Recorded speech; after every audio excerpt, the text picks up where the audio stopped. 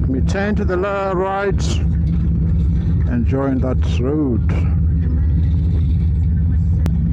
It's gonna be interesting.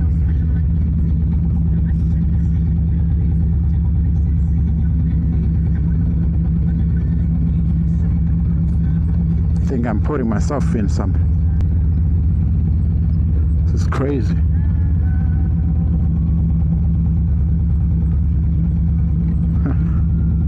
It's really crazy.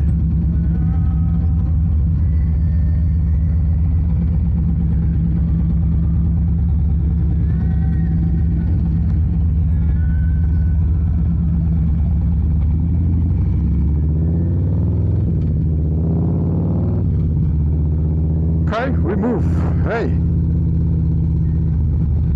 doing crazy things. The DJ really became so hard for my baby here.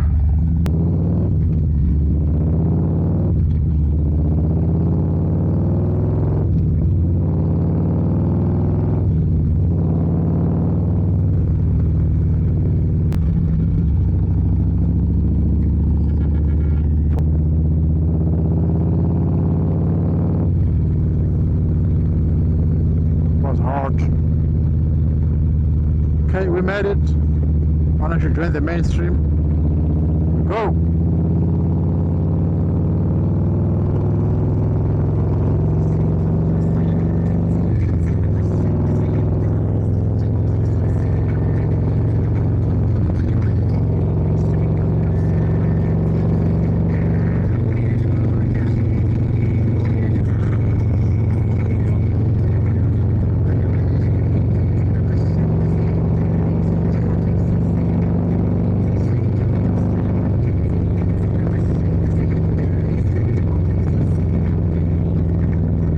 Donkey.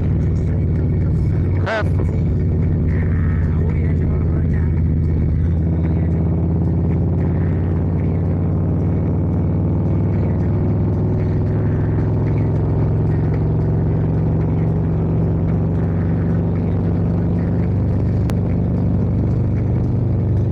As you can see, we're back to the main road, and the road looks cool. Now we are approaching the first toll gate. Yes, it is a toll gate.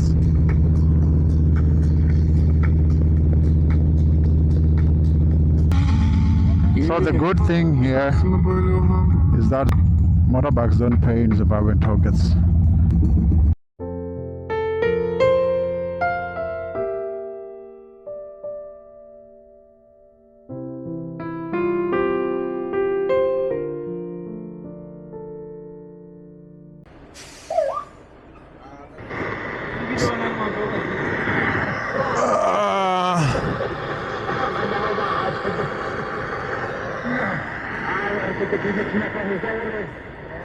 So what he's saying is, in Zimbabwe, motorbikes do not pay, but you have to sneak through by the other side.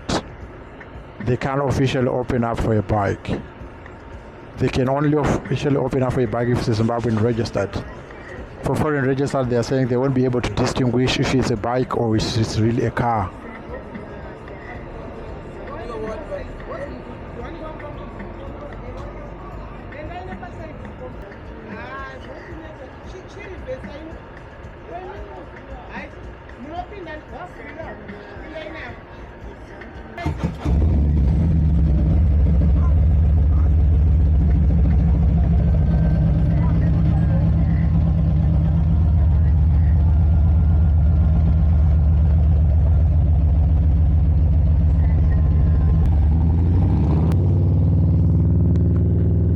So I don't know how they say motorbikes do not pay, but they can't really open for motorbikes.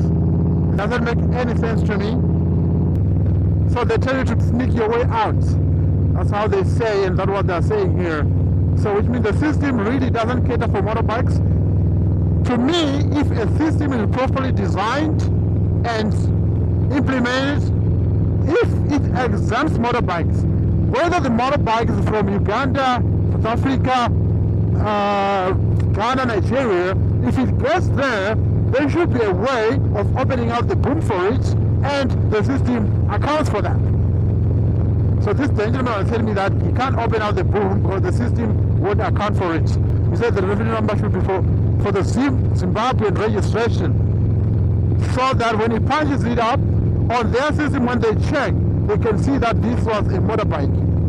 So what he's saying, like, if I give him my registration number, which is the foreign registration, he's going to punch the system, and then the system of theirs won't even recognize this is a motorbike or what was it. That's why these guys cannot open up a motorbike. They go through the other side. I told him that I can't go through all the way down there. This bike is heavy, otherwise I'm going to fall over. That's when he had to call his supervisor, and I sneaked my way through. You can't do that. So this system is badly designed, terribly so. It just needs to be redone, at least so that it officially caters for motorbikes. This is exactly the same issue which I was facing on the border post. At the border post, I did my process, did all the payments, and on the way out, they're saying the system does not recognize motorbikes. They have to do what they call an override the system. So this system is being overridden now and again. And it's a new system. System developed from the cutting edge technology. We really don't expect such a thing. This fourth industrial revolution, designing a system which requires overwriting. That should only happen to some aging systems which needs to be replaced. We need an overhaul. Now this one is a new system. So it doesn't make much of sense. To manually override, someone has to physically see that, okay, this is a motorbike.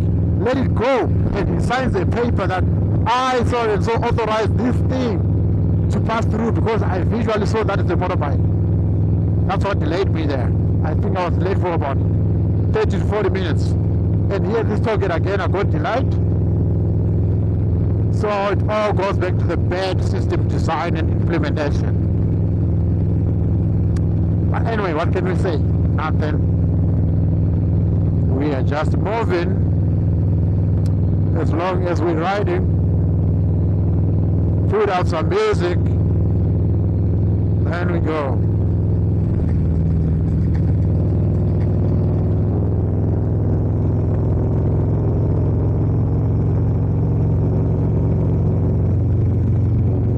So this is just after Beit Bridge. I don't know the name of this area, but it's just after Beit Bridge border post. We are on the highway which links Beit Bridge and Harare via Masimbo. So we're cruising nicely.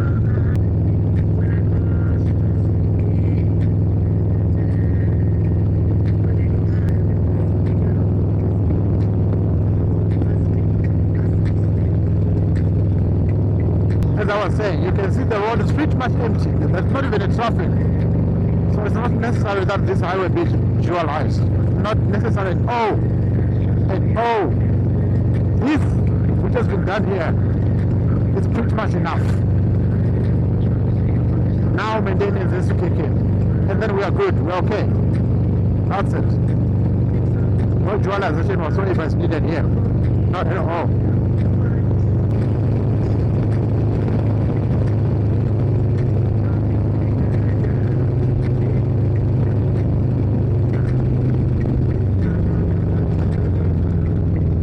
What this guy is thinking. It's like he wants to go to the left lane, he wants to be here.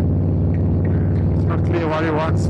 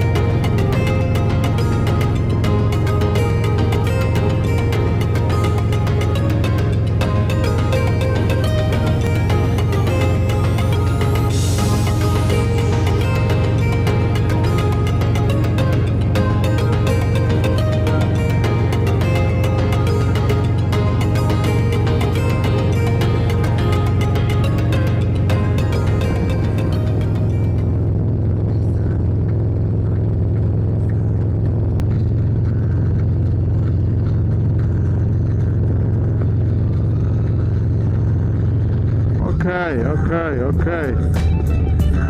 Let's see what these boys are trying to do. These boys are trying to pull a stunt.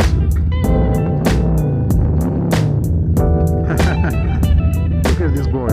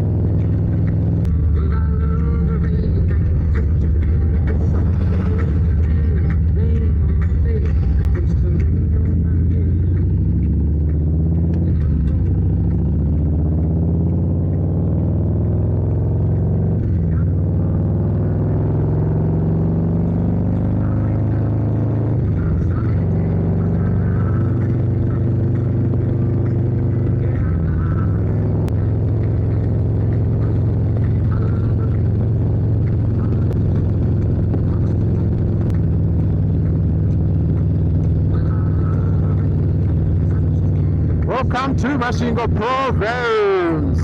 So people, this is Runke River. Actually it's Bubi.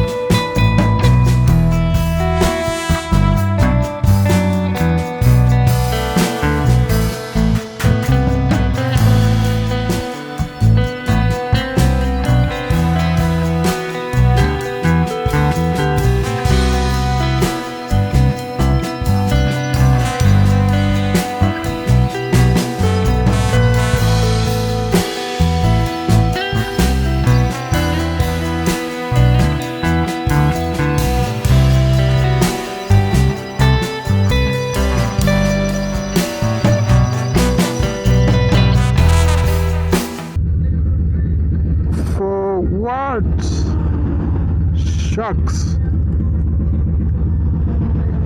This cattle looks like they were hit by a truck. Or what?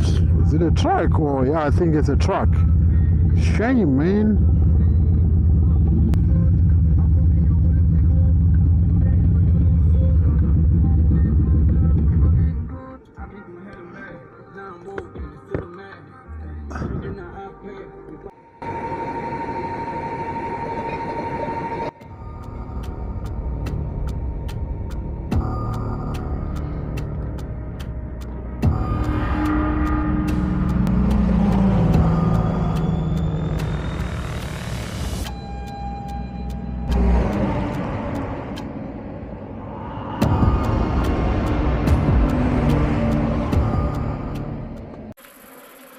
So this is somewhere just after Booby, I think maybe 10 or 5 kilometers after Booby or so, maybe about 40 or 50 to Rutenga. So it looks like there's a whole lot of accident which happened here. I think they were hit by a truck. Should have been a truck, but there's no truck on site. So there's quite a lot of them. This is one. This is the second one. Still pretty much alive, I think. Yeah, it is. But there's nothing much to do. There's no life. I don't know any veterinary services around here, otherwise I would have called them. Maybe they will actually have come through do something to assist this.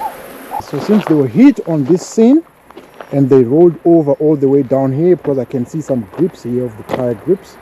So since they were hit here, and this one went all through there, so you can actually see another one over there. Let's go and see. Shame, man. It's full. But it looks like these were not hit and died on the spot. They were actually injured, but the fact that they didn't get any, they succumbed to their wounds. So this is one, that's two, this is painful, and the baby, that's three, another baby, that's four, almost about last time. Then another one here, white one, almost about to decompose as well. That's five. So the terrible accident.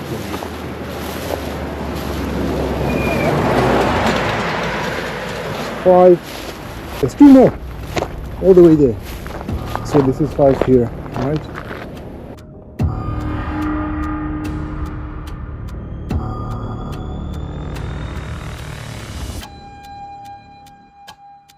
Is 6. Shucks. Good. This was a terrible accident. 6. There's another one over there. We'll go to it. That's 7.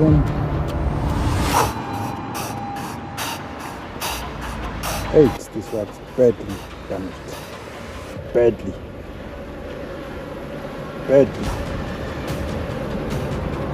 What are we on? 8. And that other big one there. I think that's the 9th. The grass looks like there was something here. So to be honest, this could have been probably way over 10. But what we can see now is 9 bodies, almost decomposing bodies of what was it? A healthy herd of cattle. Shucks. And this one is pretty much in the road. I'm not sure if there's any traffic agents around here to actually come and do something about this. Otherwise, this might end up causing another terrible accident. This was a very terrible accident. What a loss. I'm sure a huge truck plowed into them. But I wonder where this cattle came from, because when I look all the sides, there is fence. On the right, there's fence here along the road. On the left side, there's also fence along the road. There's another big one which was across the road there.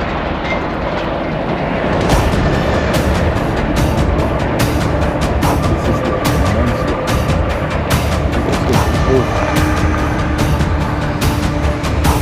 And this action bacteria.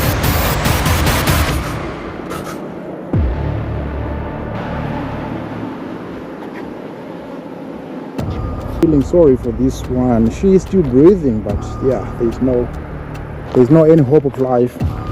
But this place is pretty much a farm area. It's a remote area. Probably for the owner to realize that the head of cattle he's looking for, it's all history right now. It might take him some days, because I don't think there's even a mode of communication here. I don't think if anyone, because pretty much this road is fenced on the left and on the right. So people can see that are only motorists. If the locals could move around this road, they probably could see it and probably tell the headman or whoever is closest to the information, and then they can convey the message. Anyway.